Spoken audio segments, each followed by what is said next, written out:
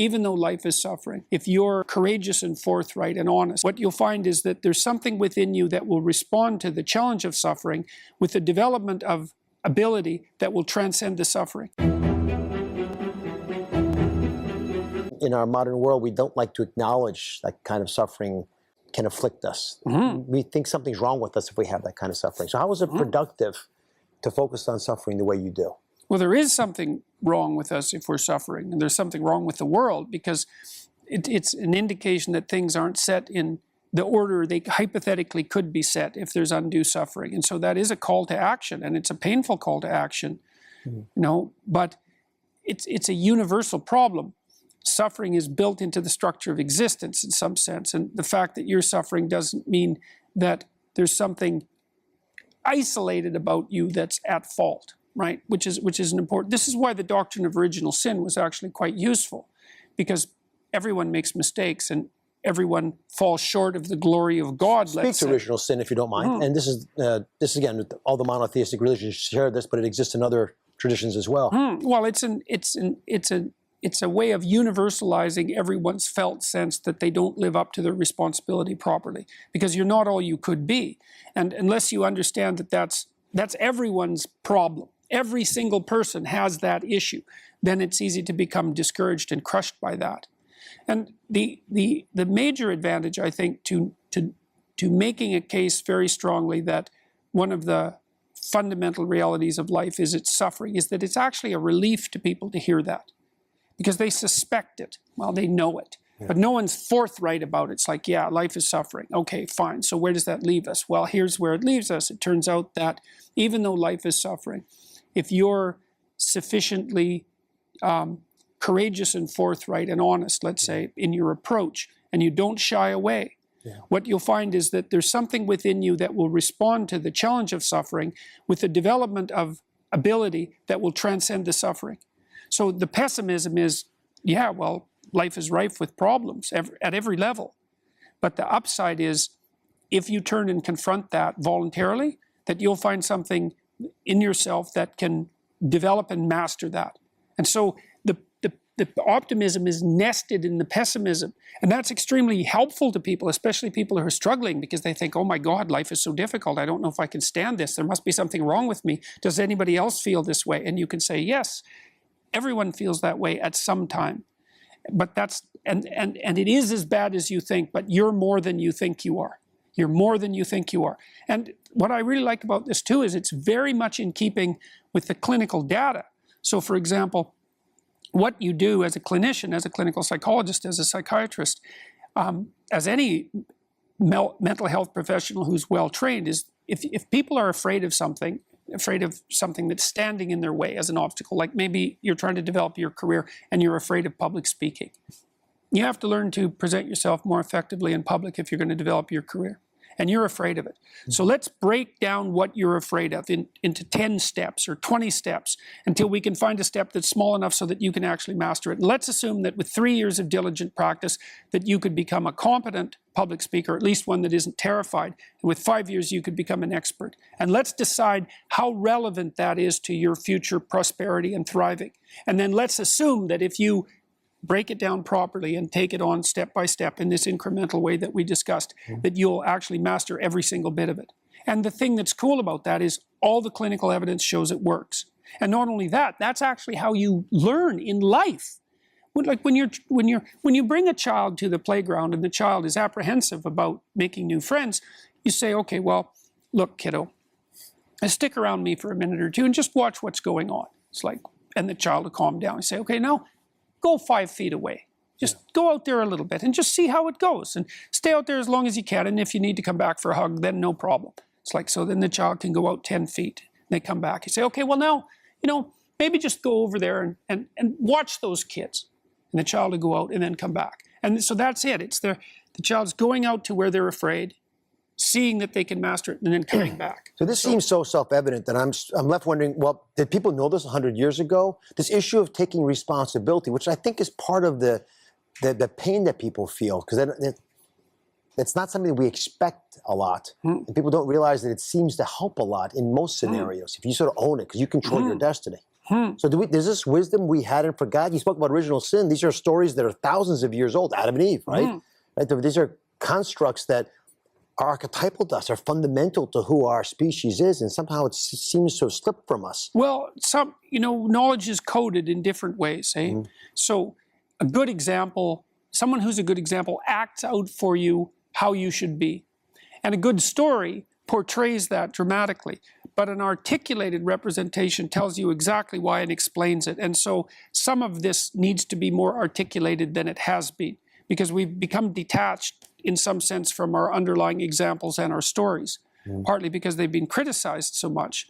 So, but I think we're at a point where developing this more articulated knowledge is necessary. But just so I make sure everyone's clear on this, what I'm taking away is it's a balancing act between the rights you deserve and the responsibility that you must take. And if that balance is off in society, and we do seem to focus a lot on people's rights, which is instinctive to who we are, but we often don't match it up with the responsibility that comes along with that. Which is exactly why I think that what I'm talking about is falling on receptive ears, is because you actually cannot have a prolonged discussion of rights without having an equally prolonged discussion of responsibilities, for a variety of reasons. First of all, the actual reason that you have rights is so that you can discharge your responsibilities. It's not the other way around.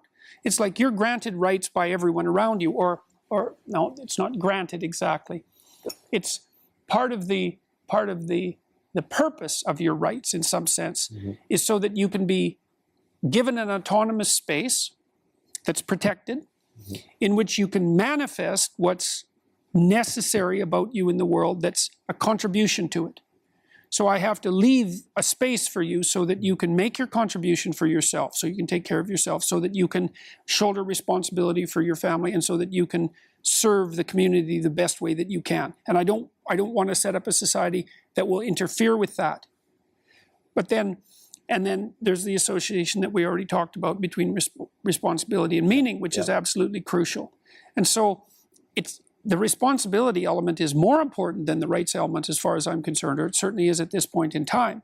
And people know this. They instinctively know it. And yet, the role of the victim seems, which is a painful role to have, because something bad happened to you to be a victim. But it's something that society struggles with. So what about people who feel like they're a victim? They're right. They're victimizers too. Like, everybody is a strange mixture of victim and victimizer. Lots of terrible things happen to people that aren't justifiable in some sense. Well, illness strikes people randomly. I mean, not entirely randomly, obviously, but there's a large random element in it. Where you're thrown into existence as a consequence of your birth. That's the existentialists, especially in the 1950s, talked about that all the time. They talked about it as thrownness, that you're sort of thrown into reality with your particular set of predispositions and weaknesses. And then there's going to be times in your life where things twist in a manner that's unfair to you, that you're not getting your just deserts. But that goes along with all sorts of unequally distributed privileges as well. And so that's the arbitrary nature of existence. But you can't allow those sorts of things to define you, because it's not that useful strategically. When you're playing a card game, you're dealt a hand of cards. Well, what do? You play the hand the best you can. Why? Because all the hands are equal? No, because you don't have a better strategy than playing the hand that you're dealt the best you can. And that doesn't even mean it'll be a winning strategy. But because people don't always win, sometimes we lose, and sometimes we lose painfully, and sometimes we lose painfully and unjustly. That's not the point. The point is, you don't have a better strategy, and neither does anyone else. And then it's also not so obvious how privilege and victimization are distributed. If you take someone who's doing quite well in life, and you scratch underneath the surface, you generally don't have to scratch very far until you find one or more profound tragedies of the past, or perhaps of the present. And no matter how well protected you are in the world, you're still subject to illness, you're still subject to aging, you're still subject to the dissolution of your relationships, the death of your dreams, death itself. So Vulnerability is built into the structure of existence. Now, if you start to regard yourself as a hapless victim, or even worse, an unfairly victimized victim, well, then things go very badly sideways for you. It's not a good strategy. You end up resentful, you end up angry, you end up vengeful, you end up hostile. And that's just the beginning. Things can get far more out of hand than that. So strategically, it's a bad game. It's better to take responsibility for the hand that you've been dealt. There's no better, you've got no better protection in life than doing that. This is where a lot of folks in the modern West get unsettled, because we have been brought up to believe that we need to be compassionate to each other.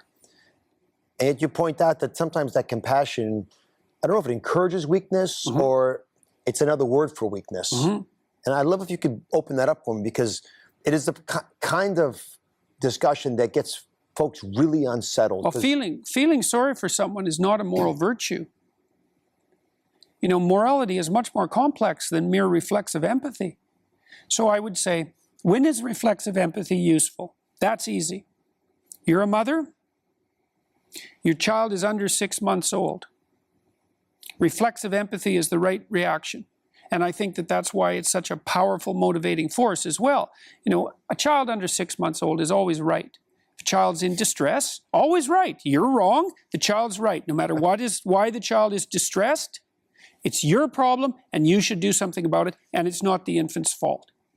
Okay, now we have a very lengthy dependency period as human beings, and that means that infants... 30, 40 years for some. Well, yeah, exactly. And so because of that intense dependency, that empathic circuitry has to be very, very powerful.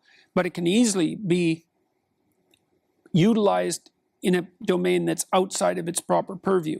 And unreflexive empathy is not a moral virtue. And just because you feel sorry for someone, you are not a good person. Now, that might be a subcomponent of being a good person, but it's very frequently the case that complex problems require sophisticated, complex planning, thinking, and analysis. Well, which is why we invented science, for example, which is why we invented sophisticated social policy and all of that. And it's certainly not the case that everything that's good in the medium to long run looks so good in the short term. I mean, you think about when you're disciplining a child, which you have to do, because one of your responsibilities as a parent is to produce a child, help produce a child who is disciplined and who's socially acceptable to everyone else, which is your fundamental responsibility. Whenever you discipline a child, you cause short-term distress for the benefit of the medium to the long run. And that runs contrary to reflexive empathy. You need more than empathy to get by in the world. So it's unsophisticated thinking to assume that, first of all, that reflexive empathy towards those who are hypothetically unfairly victimized constitutes a moral virtue. It's not that simple, and it can be very, very dangerous because you can undermine people by inappropriately feeling sorry for them. It's not helpful. So, as I was listening to a bunch of the different talks that you've given, I was caught off guard by a comment you made in a series on the Bible. And this is an important issue because a lot of folks read the meek shall inherit the earth and have a belief that it means the weak will inherit the earth.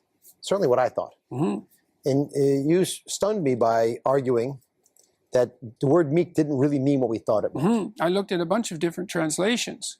Yeah, and my conclusion was, well, you know, words get translated multiple times and they shift their meaning across time. And so ancient texts are hard to interpret, and it requires a fair bit of study. But my interpretation was those who have swords and know how to use them, but choose to keep them sheathed, will inherit the earth. And that's a much better idea as far as I'm concerned, because it means that you have a moral obligation to be strong and dangerous, both of those.